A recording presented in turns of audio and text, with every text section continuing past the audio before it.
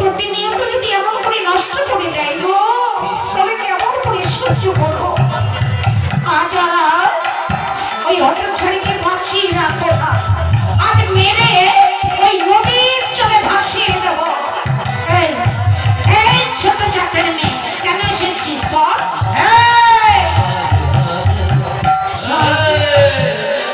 তোদের অনেক মাস সহ্য করেছি, আর না আজ দেখ কেমন করে উচিত জবাব দিতে হবে। আর বলবি নিঃশ্বাসটানে এই দেখ আমি মা হতে চলেছি।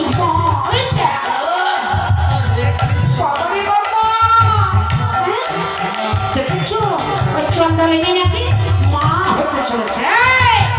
আমার চন্দ্রলিনী বল কত মেরেছিস বল?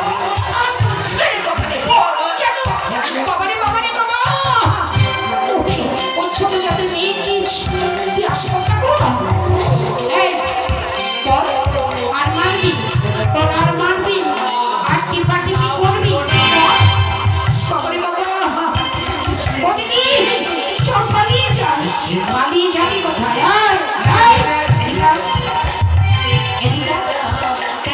তুই বলেছিলি না মেরে নদীর জলে ভাসিয়ে দিতে?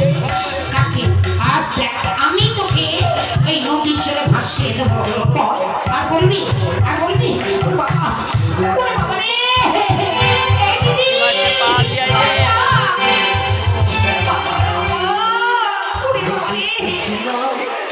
দেখেছো একটা ছোট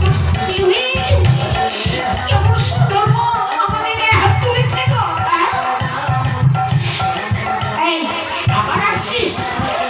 সব হয়েছে আর আসবি এবার দিদি আমার বাচ্চা দিদি কেউ বাঁচাবি না, আর তোকে মেরে শেষ করে দেবো। পালিয়ে যাচ্ছিস পালিয়ে দিতে হয়।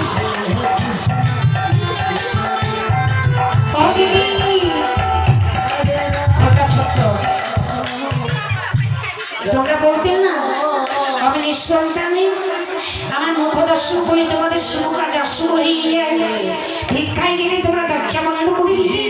এই দেখো আমি মা হতে চলেছি।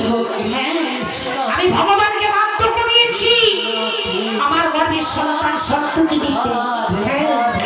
ভগবানকে বাধ্য করিয়েছি, ভগবান বাধ্য হয়ে আমার গর্ভের সন্তান দিতে বাধ্য হয়েছে। ভক্তা দেখে ভগবান বলে বারে মোহিনী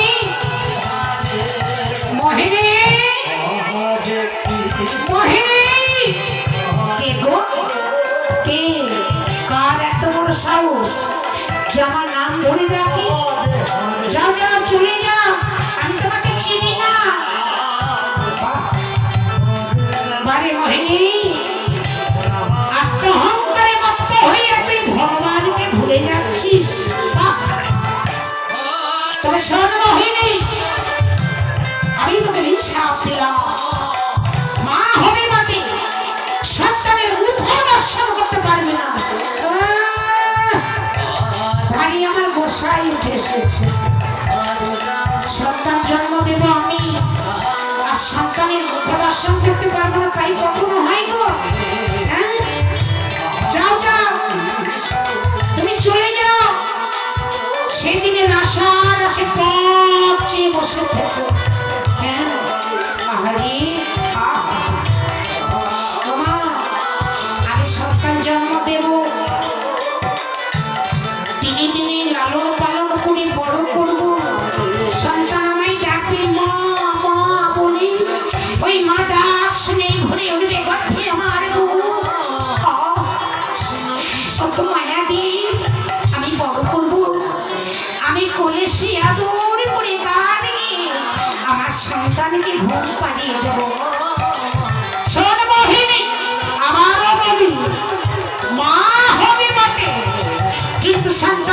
ইহার সঙ্গে সঙ্গে তোর মৃত্যু অভিসম্ভব। যাও যাও চলে যাও। বাবারে বাবা, মৃত্যু আমি লিখে রেখেছি। ভক্তাধীন ভগবান